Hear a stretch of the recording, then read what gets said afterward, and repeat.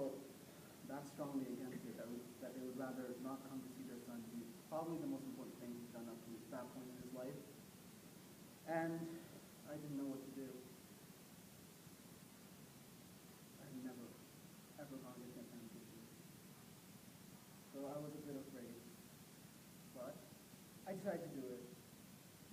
And all I can remember from that scene was when we were done, me and my scene partner, we got up, we shook hands, and there was a standing ovation.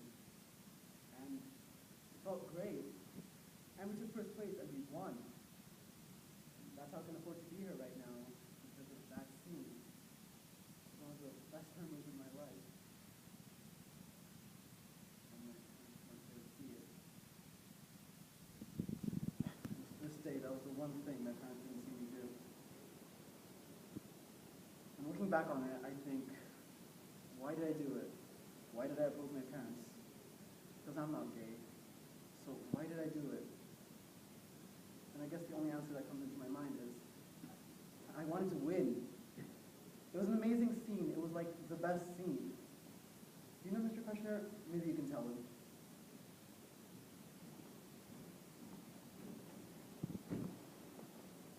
Company member Greg Pirati.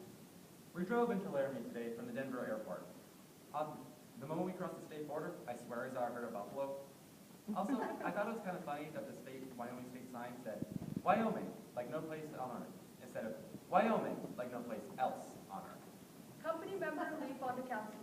I stopped at a local inn for a bite to eat, and my waitress said to me, Hi, my name is Debbie, and I was born in 1954.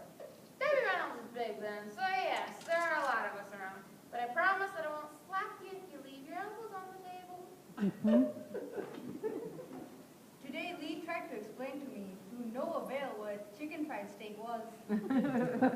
Now, are you from Wyoming, or are you just passing through? we're just passing through. Company member Barbara Bibbs. We arrived in Laramie just last night, just past the Welcome to Laramie, population 26,687. The first thing to greet us was a Walmart. In the night sky, we could have been on any named drag in America. Fast food chains, gas stations. But as we drove into the downtown area, the buildings still look like your old turn-of-the-century western town. Oh, and as we stopped by the University Inn, on the sign where amenities such as heated pool or cable TV are usually touted, it said, hate is not a Laramie value.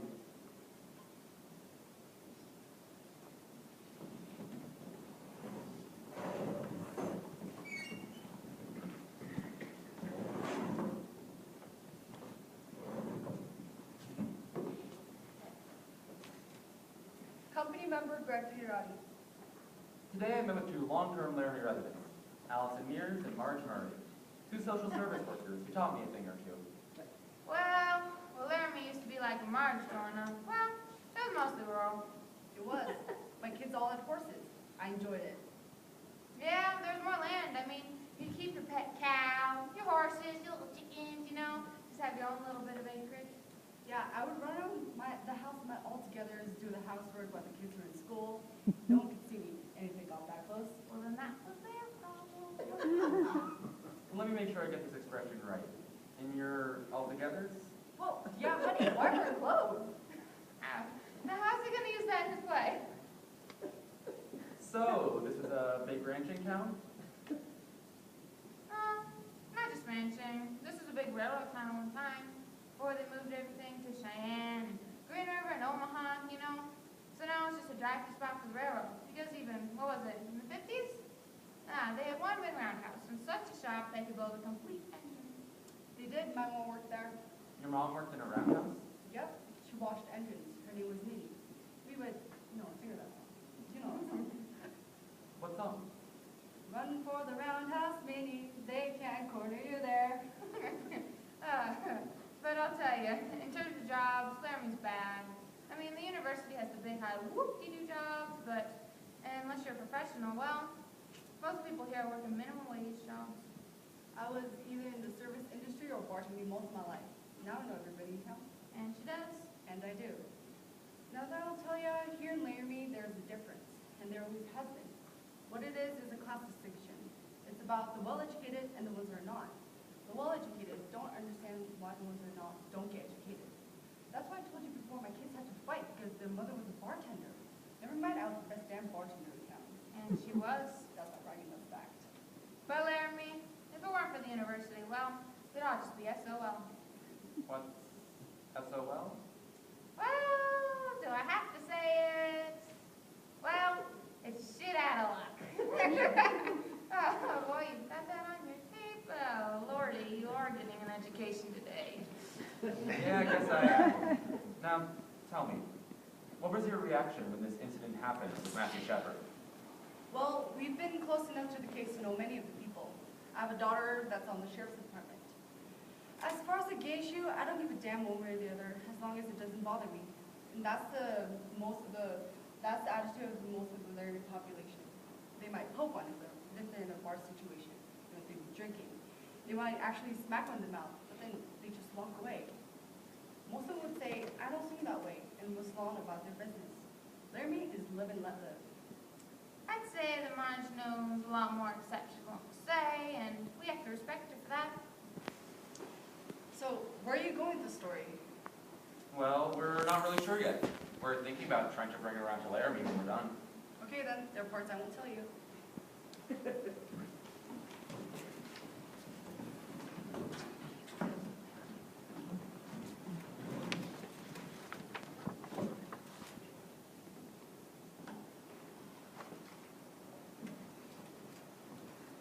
Company member Andy Paris.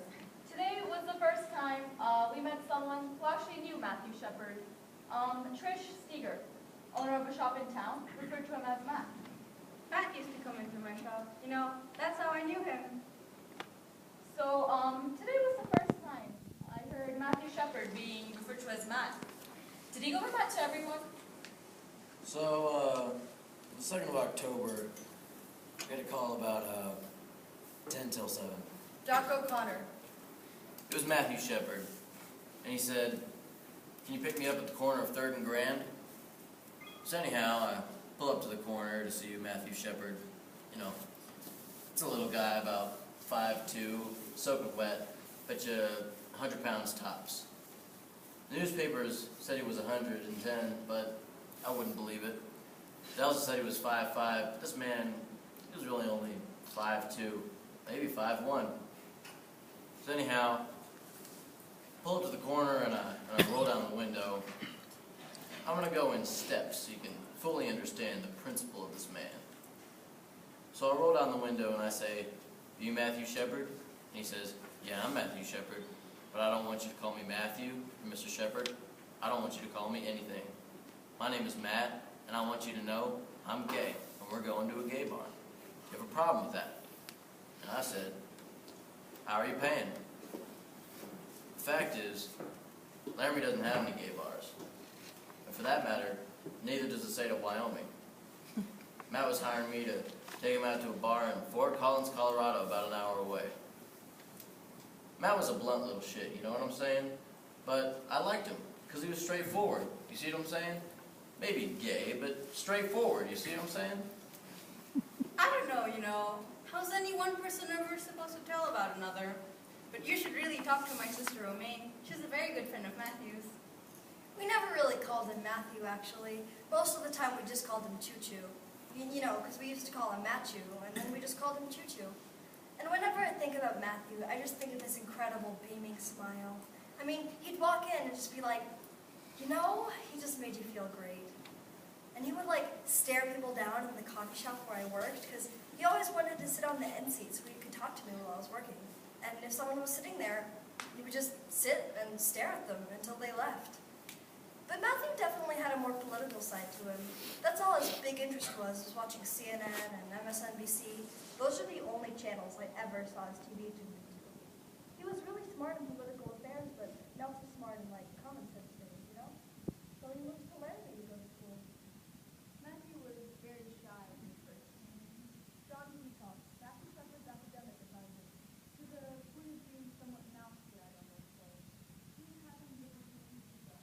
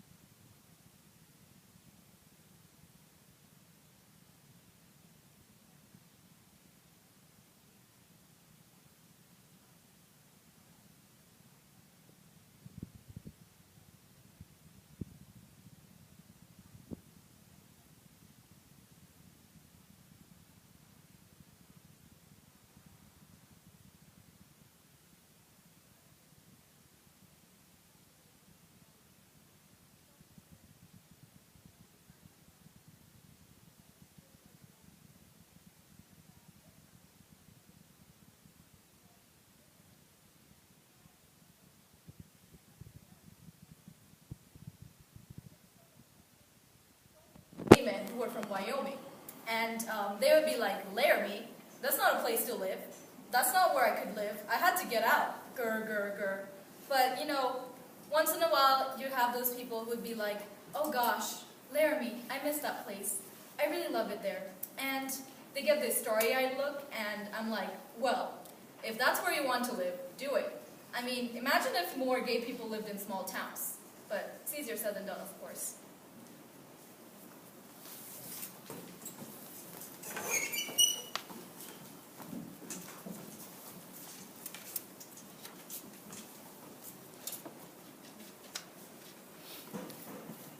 Today we are moving from our motel to the Best Western.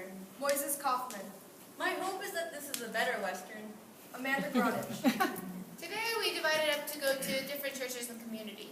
Moises and I were given a Baptist church. We were welcomed into the services by the Reverend himself, standing at the entrance of the chapel. This is what I remember of his sermon that morning.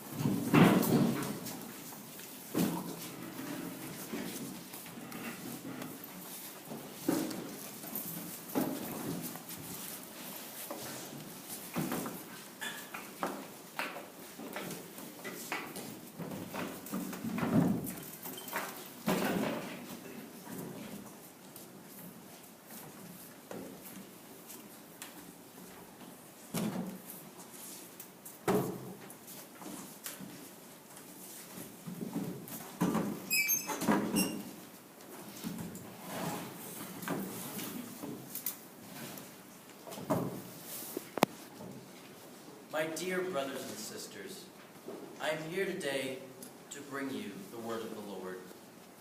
Now, I have a simple truth that I tell to my colleagues, and I'm going to tell it to you today. The word is either sufficient or it is not. Scientists tell me that human history, that the world is 5 billion or 6 billion years old. After all, what's a billion years, give or take?